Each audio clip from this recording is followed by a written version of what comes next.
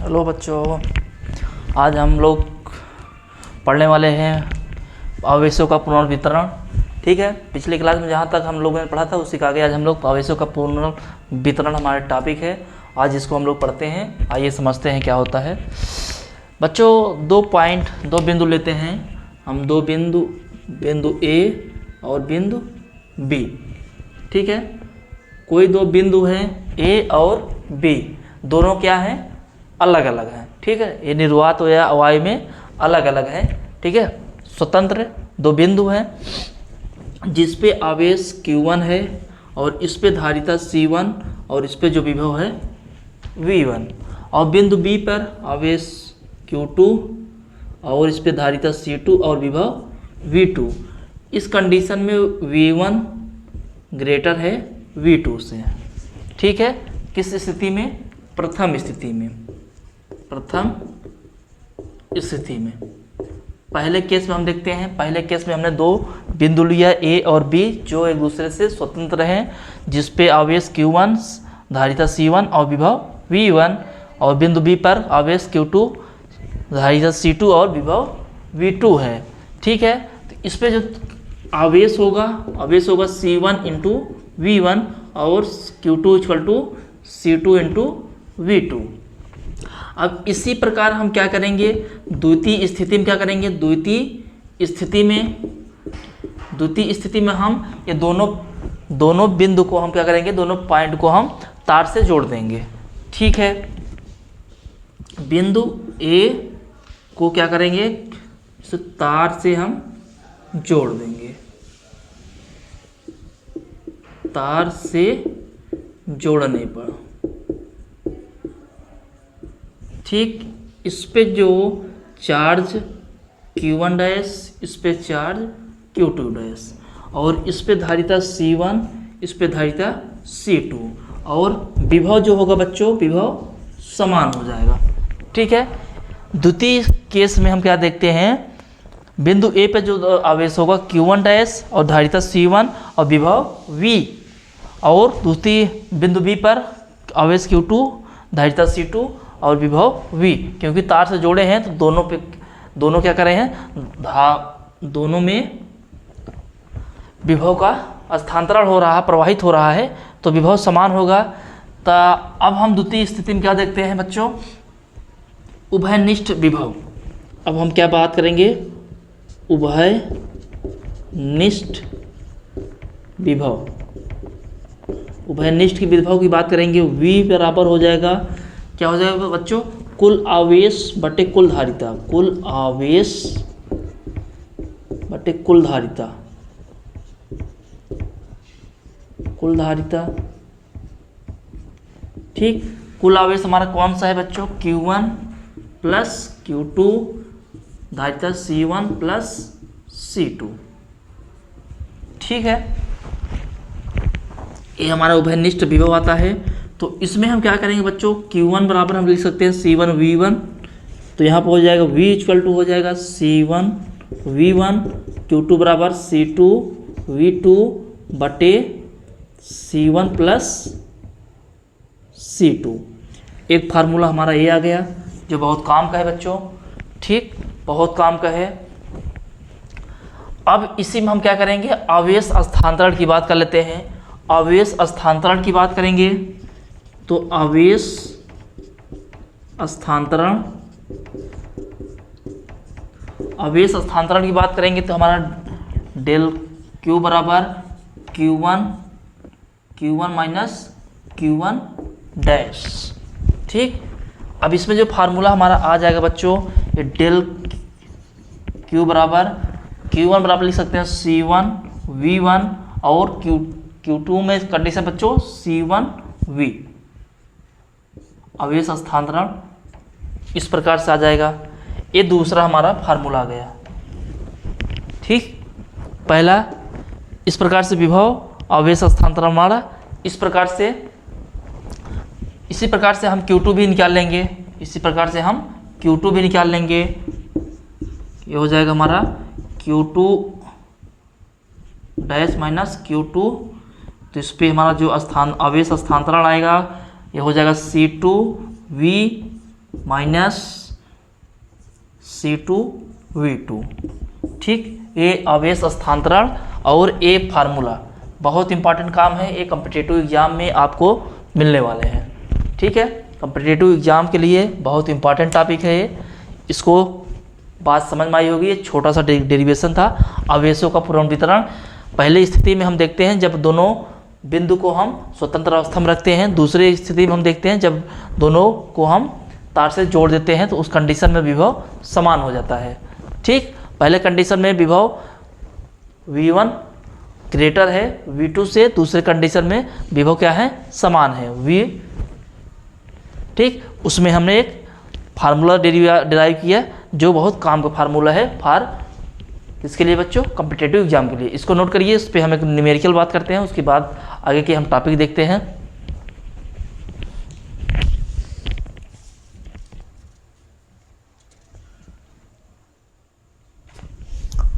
तो इसको हम इरेज करते हैं। तो बच्चों इसको हम इरेज करते हैं, समझ में आया होगा।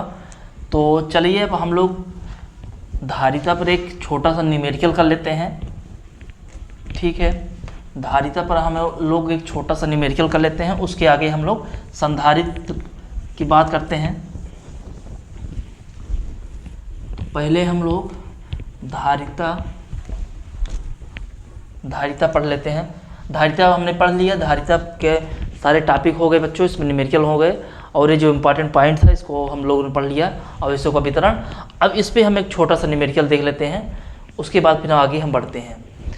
इस पर हम क्वेश्चन क्या देखते हैं, क्वेश्चन हम लोग देख लेते हैं। किसी चालक को 3 माइक्रो कूलाम का आवेश देने पर उसमें 5 वोल्ट का विभवांतर उत्पन्न हो जाता है, तो चालक में धारिता का गणना करना है।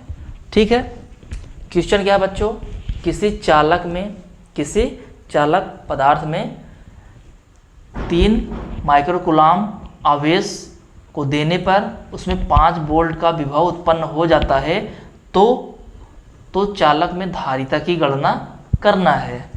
तो क्वेश्चन क्या दिया है इसमें, Q1 बराबर दिया है बच्चों, Q बराबर क्या दिया है इसमें, Q बराबर दिया है 3 माइक्रो कूलाम। इसको लिख सकते हैं 3 × 6 कूलाम। और इसमें जब इतना हम आवेश देते हैं तो उसमें जो विभव हुआ है बच्चों कितना, 5 वोल्ट। क्या हो रहा है, 5 वोल्ट का विभव उत्पन्न हो जा रहा है, 5 वोल्ट का विभव उत्पन्न हो जा रहा है। तो हमें धारिता का गणना करना है। ठीक है, तो हमें धारिता की गणना करनी है। तो आइए हम लोग समझते हैं फार्मूले से हम लोग समझते हैं। Q = होता है C × V होता है। ठीक, Q = C × V होता है, तो हम लोग C निकालना है, तो हम क्या करेंगे, C = Q/V हो लिख लेंगे बच्चों। तो इसको अब हम लोग कैलकुलेट करेंगे, इसमें वैल्यू पुट कर देंगे। Q की वैल्यू कितना, 3 × 10⁻6 और वोल्ट कितना बच्चों, 5। ठीक, 5। अब इसे हम कैलकुलेट, इसे हम काटेंगे तो ये हो जाएगा कितना, 0.6 6 पंचे 30 × 10⁻6। ठीक, इसे अब हम कैलकुलेट करेंगे तो ये आएगा 0.5 × 10⁻6 फैराड, या इसी को हम लोग लिख सकते हैं 5 इंटू इधर जाएगा तो पॉइंट बढ़ जाएगा -10⁻7 फैराड। ठीक है, इतना 5 × 10⁻7 फैराड की धारिता उत्पन्न होगी। ठीक है, इतना धारिता आती है। ठीक है, समझ में आया होगा क्वेश्चन। तो इसको आप लोग नोट कर लीजिए, अब इसके आगे बच्चों हम लोग बात करते हैं संधारित्र का। अब काम का चीज़ संधारित्र। ठीक, आप लोग से संधारित्र एग्ज़ाम में तो आना ही आना है। आपको एग्ज़ाम बोर्ड में संधारित्र से मिलने वाला है, मिलेगा ही 100%, वहाँ से कुछ ना कुछ आपको मिलेगा। और एग्ज़ाम, बोर्ड एग्ज़ाम के साथ साथ आपको कॉम्पिटिटिव एग्ज़ाम में भी बहुत इंपॉर्टेंट है, कॉम्पिटिटिव एग्ज़ाम में भी वहाँ से क्वेश्चन आते हैं। तो इसको आप लोग न्यूमेरिकल एक छोटा सा था, इसको हम देख लिए। अब इसके आगे हम चलते हैं, इसके आगे हम टॉपिक पढ़ने वाले हैं संधारित्र।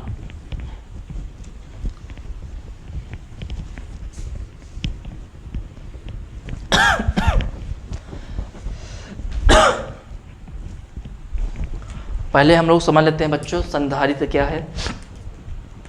संधारित्र, संधारित्र, ठीक है। संधारित्र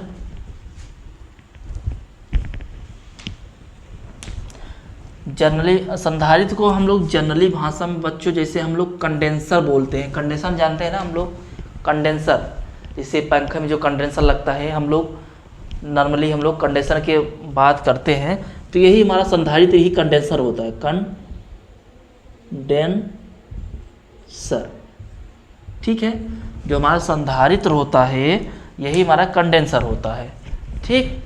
तो इसके बारे में संधारित्र हमारा क्या है, एक डिवाइस है। क्या है बच्चों, एक डिवाइस है। इसके बारे में हम लोग पढ़ने वाले हैं, बहुत काम का है। तो आइए अब हम समझते हैं। हम लोग समझते हैं बच्चों, हम लोग यहाँ पे 2 प्लेट ले रहे हैं। क्या ले रहे हैं, 2 प्लेट ले रहे हैं। इस प्रकार से 2 प्लेट ले रहे हैं, प्लेट ए, और दूसरा वाला जो प्लेट है बच्चों, वो प्लेट हमारा क्या है, प्लेट बी है। ये प्लेट बी है, ठीक। किसी स्रोत से हम क्या कर रहे हैं, प्लेट ए पर क्यू आवेश हम दे रहे हैं, ठीक है।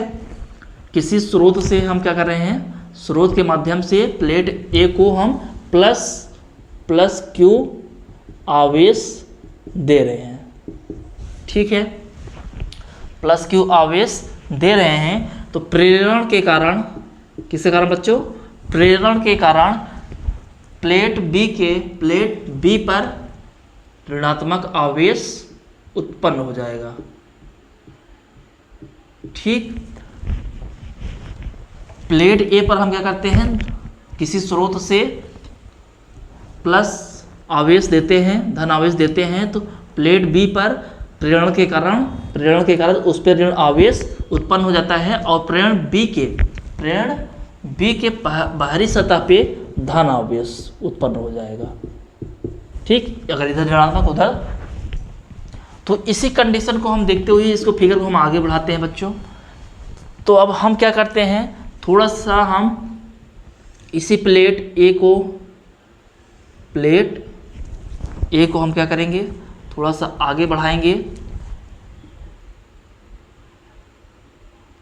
प्लेट ए को हम आगे बढ़ाते हैं, इस पे चार्ज क्यों दे ही रहे हैं, इस पे plus plus plus plus plus, और ए प्लेट बी को हम क्या करते हैं, यहाँ पर minus minus minus minus minus minus minus, ठीक।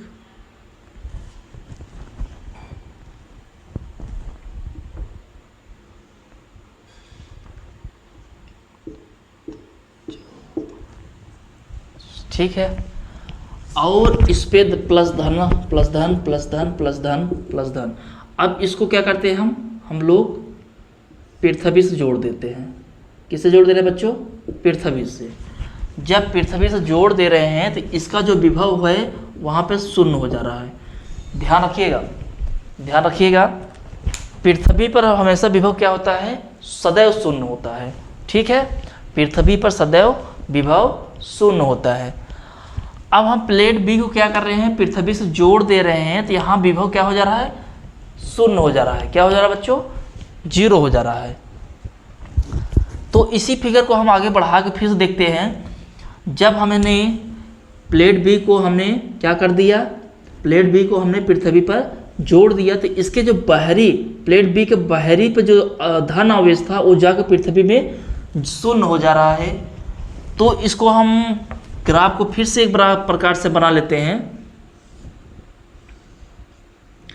ए प्लेट हमारा ए हो गया, और ये हमारा प्लेट क्या हो रहा है बच्चों, बी है।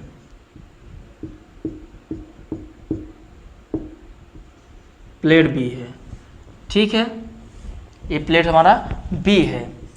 तो इस पे अब इस कंडीशन में देखते हैं, जब ये हमारा बी प्लेट का बाहरी सतह पर जो आवेश है वो पृथ्वी में जाके शून्य हो जा रहा है। तो अब हम देख रहे हैं कि अब हम देख रहे हैं कि अब इसको हम कितना भी आवेश दें, अब हम इस प्लेट पर कितना भी आवेश दें तो इस पे कोई फर्क नहीं पड़ रहा है, ठीक। पहले हम कंडीशन में क्या देखते थे, पहले हमने देखा कि हमने दो प्लेट लिया, प्लेट ए और प्लेट बी। हमने प्लेट ए को क्यू प्लस आवेश दिया, ठीक है, लेकिन इसको हम सीमित मात्रा में ही दे सकते हैं। एक समय ऐसा आएगा कि ए आवेश को लेने से इनकार कर देगा, ठीक, क्योंकि उसकी जो कैपेसिटी है वो क्या है, भर जाएगी। लेकिन हमने क्या किया, जैसे ही हमने क्या कर दिया, प्लेट बी को हमने पृथ्वी से जोड़ दिया, तो इसके बाहरी जो आवेश था वो पृथ्वी में जाकर शून्य हो जा रहा है। तो हम ये देख रहे हैं कि अब इसके बिना आकार में बिना परिवर्तन किए ही अब हम चाहे जितना आवेश इसको हम दे सकते हैं। तो इस प्लेट में कोई फर्क नहीं पड़ने वाला है। तो यही हमारा संधारित्र होता है, ठीक है। संधारित्र क्या होता है बच्चों, इसकी परिभाषा हम बता दे रहे हैं। ये फिगर आप लोग को समझ में आया होगा, संधारित्र हमारा जनरली हम लोग भाषा में कंडेंसर जिसको जानते हैं, यह एक हमारा डिवाइस होता है। संधारित्र एक ऐसी डिवाइस है या ऐसी ये युक्ति है जिसके आकार में बिना परिवर्तन किए हुए आवेश धारण करने की क्षमता को बढ़ा देते हैं, उसे हम संधारित्र कहते हैं, ठीक है, समझ में आया। संधारित्र एक युक्ति है, एक डिवाइस है, एक सिस्टम है जिसके आकार में परिवर्तन किए बिना, संधारित्र एक युक्ति है जिसके आकार में बिना परिवर्तन किए हुए उसमें आवेश धारण करने की क्षमता बढ़ा देते हैं, तो उसे हम संधारित्र कहते हैं, ठीक है। ये हमारा संधारित्र की परिभाषा होता है। ये हमारा संधारित्र हो गया, यहाँ तक समझ में आया होगा। अब इसके आगे हम संधारित्र समांतर प्लेट में संधारित्र की बात करेंगे, और संधारित्र कितने प्रकार का होता है, संधारित्र 2 प्रकार का होता है। इसके बारे में अब आगे हम बात करने वाले हैं अगले चैप्टर में। यहाँ तक समझ में आया होगा बच्चों, तो आप लोग यहाँ तक नोट कर लीजिएगा। मिलते हैं अगले क्लास में।